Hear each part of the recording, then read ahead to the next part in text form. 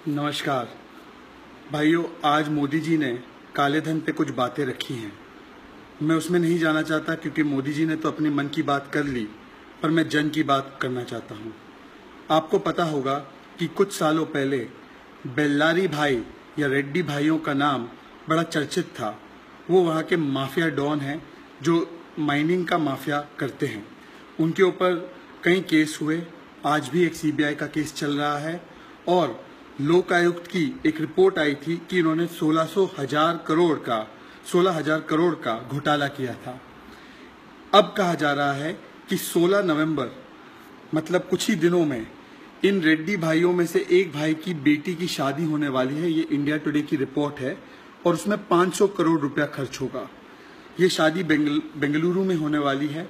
वहां पे रजवाड़े की तरह डेकोरेशन की गई है। वहां पे तमाम फॉरेन और देश भर के कलाकारों को बुलाया गया है। दारू, शराब, खाना पीना सारी चीजें होंगी। हाल ही में एलसीडी वाला इनविटेशन कार्ड जिनका बना है और जिस बारे में वो चर्चा चल रही थी, वो इन्हीं की बेटी की शादी का कार्ड था।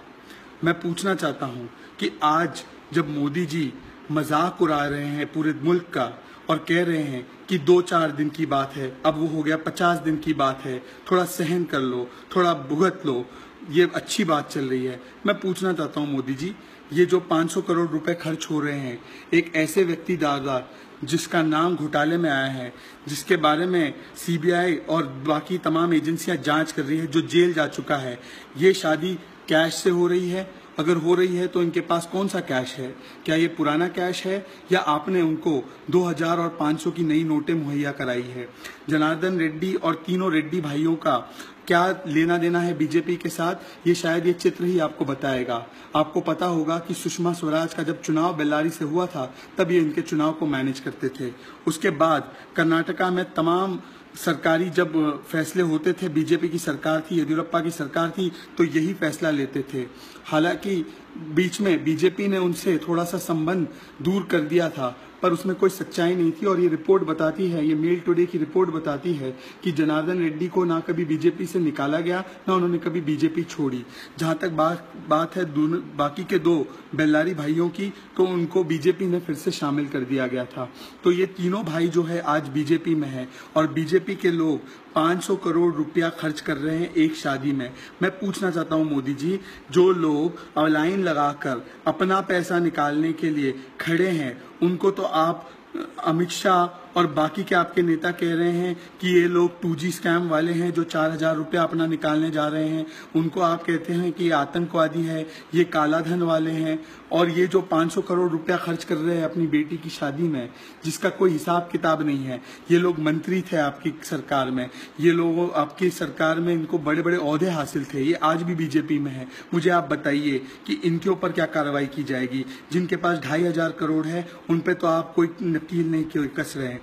जिनके पैसे विदेश में हैं, जिनके नाम आपके पास है क्योंकि वो आपके दोस्त हैं, क्योंकि वो अमिताभ बच्चन हैं, क्योंकि वो अडानी हैं, क्योंकि उनके नाम पनामा पेपर में आ चुके हैं, क्योंकि उनके नाम स्विस लिस्ट में आ चुके हैं, आप उनके खिलाफ तो कोई कार्रवाई नहीं कर रहे। और जो लोग जिनके पास महज कुछ हजार रुपए हैं, उनके ऊपर आप कह रहे हैं कि आप 200% पेनल्टी डालेंगे।